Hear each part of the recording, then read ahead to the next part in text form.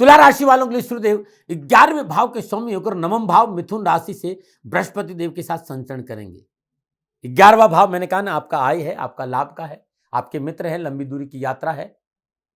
इस भाव में सभी प्रकार के वित्तीय लाभ देखे जाते हैं 11 भाव। और नवम भाव भाग्य है, पिता है, धर्म है और धर्म का बोध भी है। नवम भाव में विराजमान सूर्यदेव अपनी सप्तम पूर्ण दृष्टि से तीसरे भाव यानी पुरुषार्थ भाव को देखेंगे। तीसरा भाव 4 उपचय स्थानों में से एक है। इस भाव में शास्त्र पराक्रम, छोटे भाई बहनों का विचार किया जाता है। यदि मैं अपनी गणनाओं के आधार पर बात करूं तो कारोबार, कामकाज, नौकरी, आर्थिक दृष्टिकोण समय पूर्णतः आपके लिए अनुकूलता का संकेत। व्यवसाय, नौकरी, आर्थिक दृष्टि सूर्यदेव का नवम भाव में विराजमान बृहस्पति देव के साथ संचरण आपको व्यापार में सफलता होने के ढेरों अवसर प्रदान करें। बड़े कारोबार, बड़े व्यापार से जुड़े भाई बहनों के लिए समय विस्तार का है, लाभ का है, मुनाफा का है, क्योंकि सूर्यदेव नवम भाव में विराजमान है और आपके किस्मत के दरवाजे खुल सकते हैं मेहनत और परिश्रम से। आपका भाग्य आपके प्रयासों को सफल बनाने में सहायक सिद्ध होगा।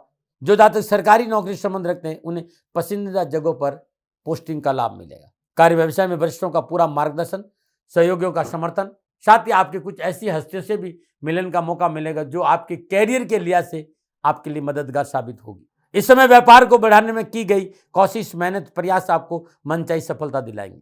इस साथ ही कारोबारी यात्राएं करने और बाजार में मौजूदा रुझान को जानने और समझने का सुअवसर भी आपको प्राप्त होगा। कार्यक्षेत्र में सभी का सहयोग मिलेगा। वेतन वृद्धि के संकेत है। मनोअभिलाषाओं की पूर्ति होगी। मनोवांछित कार्य बनेंगे। कार्यस्थल पर आपका वर्चस्व बढ़ेगा। सामाजिक और पारिवारिक और निजी जीवन के लिहाज से समय आपके लिए बहुत ही अनुकूल नजर आ रहा है।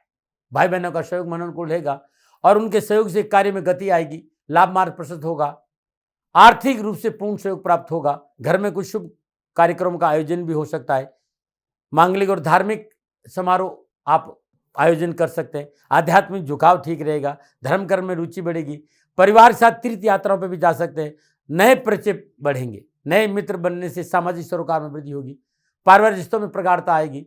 पारिवारिक मसले सहजता से हल होंगे। पारिवारिक वरिष्ठ सदस्यों का सहयोग बहुत अच्छा रहेगा। समाज के साथ घुलने मिलने के लिए ये बहुत अनुकूल समय है और पारिवारिक सदस्यों के साथ मन में आनंद और संतोष के भाव पैदा होंगे। जीवन साथी का सहयोग मन को उत्साहित करेगा।